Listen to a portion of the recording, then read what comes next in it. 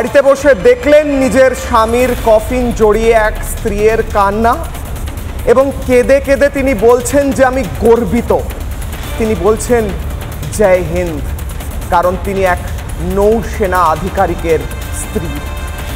তিনি এই কফিন জড়িয়ে, ভারতের পতাকা জড়ানো কফিন জড়িয়ে কান্নায় ভেঙে পড়ছেন। প্রতিবার একটা করে পুলওয়ামা হবে, প্রতিবার একটা করে পহেলগাঁও হবে, আর আমরা খবর দেখাবো, আপনারা খবর দেখবেন, বিভিন্ন স্তর থেকে কড়ি নিন্দা হবে। কিন্তু চলবে এটা, প্রতি সপ্তাহ প্রতি বছর একটা করে হতে থাকবে।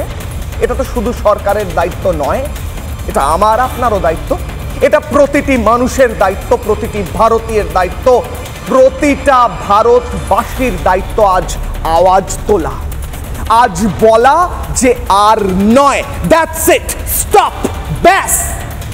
এই বলার সময় এসেছে, ব্যাস। প্রত্যুত্তর, প্রতিরোধ, প্রতিশোধ, সময় এসেছে এদের টুটি চিপে ধরে এদের সবক শিখিয়ে শেষ করার।